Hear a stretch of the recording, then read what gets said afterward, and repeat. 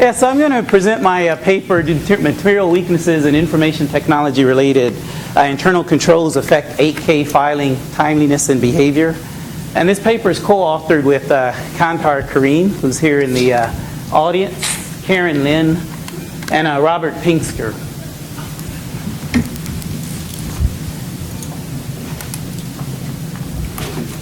Oh, it's okay. I'll use the laser. Yeah.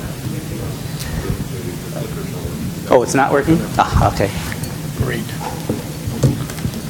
Thanks. All right, so I figured I'd give you a little bit of the order that I'll do it. I'm going to lead with the research questions and the summary of major results, and do it kind of differently from what you've seen these things done before in the past. And one of the reasons is I just want to make sure that I cover the things that I think are important from this paper's standpoint. And then if we have time or there seems to be interest in the audience, I'll go into some of the other things.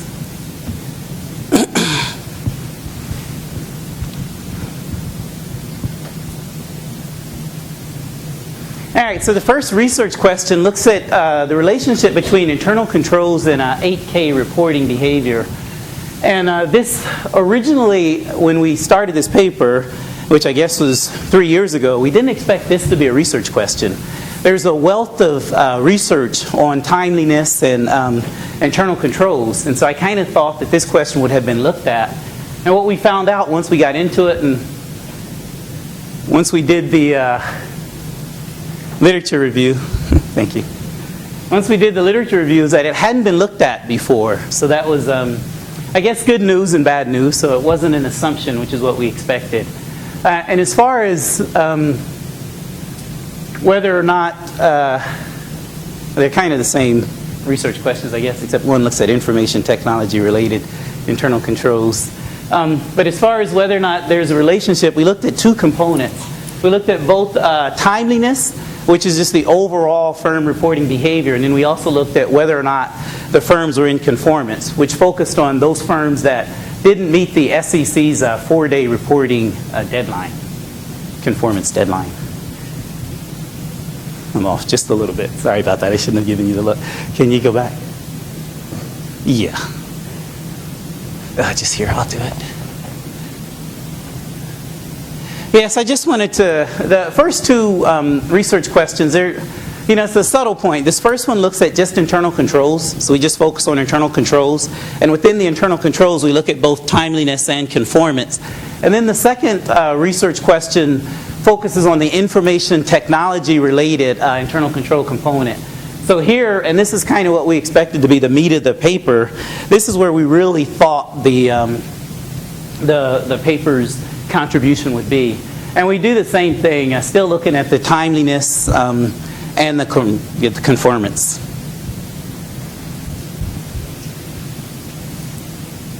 All right, so the summary of major results, and I just found out today that the PowerPoint slides are available online. I actually didn't know that, so this was going to be drum roll, and there was some tension, and I was going to build up to it, but my assumption is everybody knows. Is that a bad assumption? How many people read the paper? Other than I read it. I hope you read it, right? Two of us, right? Or looked at the PowerPoint slides. All right. So there is a little bit of tension because it seems like the majority didn't look at it, which is great because I really didn't want you to. Would have spoiled the surprise here. Does it? Yes. Yeah. So this was the strongest result in the paper. We find, and we run a battery of tests, we find that internal control quality does affect a firm's 8K reporting. And we find that when we look at both the what we partition the sample into complicated and uncomplicated events, and then we also looked at surprising and unsurprising events. And we find a very strong positive relationship there. So if you have a firm that has internal control material weaknesses, that firm is probably going to report their 8Ks after firms that do not have these weaknesses. And also in the second part of that, I'll talk more about the hypothesis in a second, but the second part of the hypothesis looks at whether or not the firms are in compliance. And here we also find a strong relationship there, that firms that have internal control material weaknesses are less likely to file within the the SEC's compliance deadline. And the results are invariant to whether or not we condition on complicated or uncomplicated events, and whether or not we condition on surprising or unsurprising events.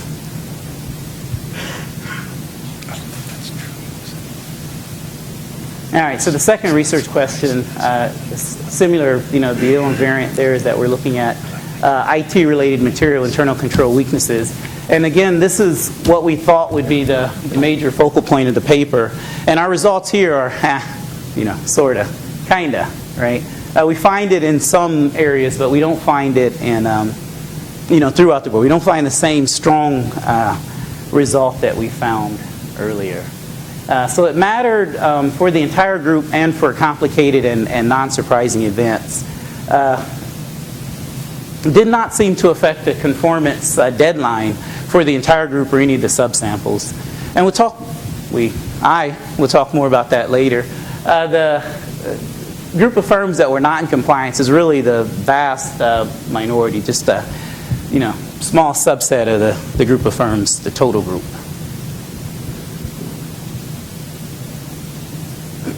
So why should we care? Right? Who cares? One of the things that I've always tried to do, at least since I started working in academia, is when I write a paper, I try to think about why anybody would care, right? And so, and this isn't mine. I don't know if anybody here knows Tim Fogarty, but many years ago I presented a paper at Case Western, and Tim Fogarty was in the audience, and I didn't have this slide. And he basically said, "Why should I care?" Right? Why should I care about your research? And at that time, I didn't know, right? So that and it was right at the beginning of the presentation, and it's kind of derailed from there. So I figured if I ever got that question again, I would at least have something, right? And just looking at the responses that I got from the referees and discussants and things like that, there is some, I guess, might be a mixed answer there as far as why we would care or why should we care. So I'll make an argument for why I think people would care. And it does turn out that there's a lot of research on 10Ks and 10Qs and earnings announcements. Not so much research on 8Ks, virtually none in this area. And 8Ks, and it's a little surprising to us because 8Ks are more comprehensive, should be more comprehensive, especially in light of the new rule changes. 2, used to notify investors of material corporate events, have somewhat stricter requirements as opposed to 10Ks and 10Qs when we're talking about the timeliness aspect. They have to be filed within 4 days, 4 days without any exceptions or extensions. And then they should, according to the SEC, provide investors with a continuous stream of corporate information. And I kind of think that, as I'm looking at this paper and looking at the other papers that are presented at the conference and trying to figure out where this paper fits with the other papers that are presented, on the surface it doesn't appear to. But there are, I think, some similarities, especially when you talk about wanting the information to be reported right away, right? If you're talking about the timeliness of information reporting, then our paper has a lot to do with that. And that is a stated objective of the SEC's. Again, some of the new things. It used to be the case that firms had 10 days from the end of the month for significant events. Now they just have the 4 days. The number of reportable events has now increased to 22, and this is all after June 2002. I don't know if anybody remembers anything happened up until June of 2002, at least in the U.S. There was some things going on, right? My jokes are falling flat today. It's like a hostile crowd. Up until this presentation, I thought I was a funny guy. And the cool didn't, I know, yeah, I was misclassified. It should have been funny, right, and then cool, and then the other two. Perfect, yeah. Well, I knew I wasn't going to be perfect, right? The opposite of that.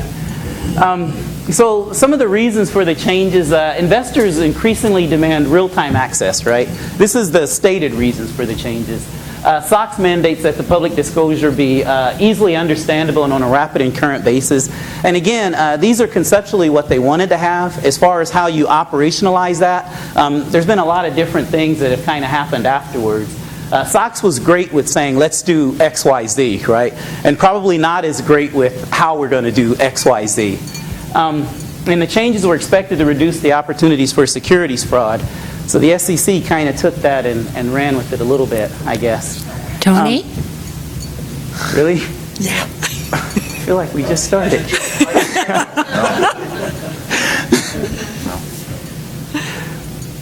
Huh.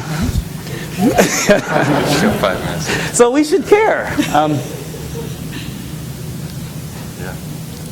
Okay, so hypothesis development, I'll just kind of give you a brief overview. There's a number of studies that show that strong corporate governance is related to, drawing a blank here, is related to information, it's lower information asymmetry, so firms with more corporate governance are less likely to have the information asymmetry. And then at the same time, this paper here was one of the seminal papers in the literature says that the optimal disclosure policy does allow for a little bit of flexibility. So in a sense, you don't want to over-regulate, right? I guess would be the takeaway from that. And we would leave it up to the governance structure to make sure that that was happening. And then I'll skip this. This is well known also. Internal controls are related to the corporate governance. So I tie those two things together and come up with the first hypothesis. And then the second hypothesis, very similar to the first, except we look at the compliance.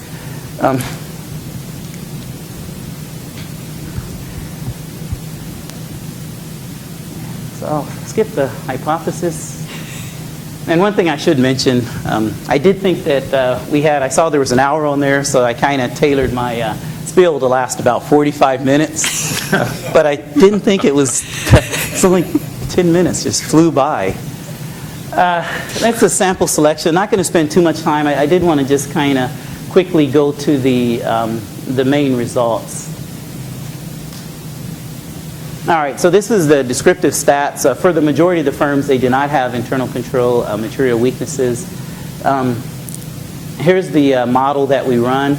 And for the first specification, we're looking at the OLS, so the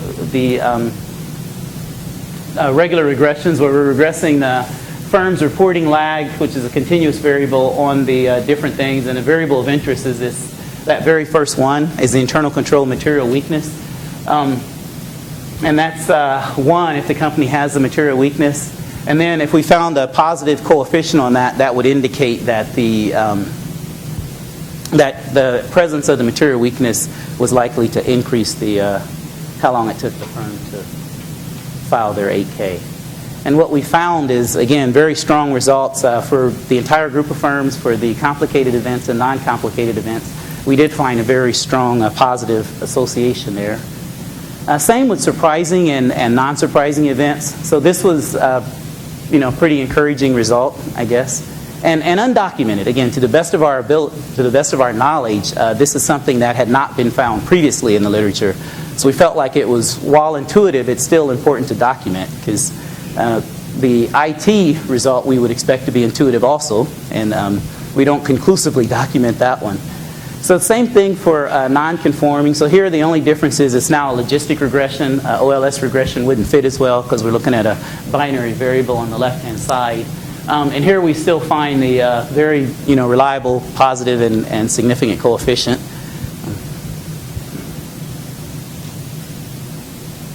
So then it doesn't matter if we look at surprising or non-surprising events. The second hypothesis, we just focused on the IT material weaknesses, internal controls, and we do find it for the entire group. We find a strong positive coefficient, and this is the OLS regression. And then for the complicated events, we find that. Don't see it for non-complicated events, and even after we put the IT or separate the IT component, we find those relations for the other material weaknesses.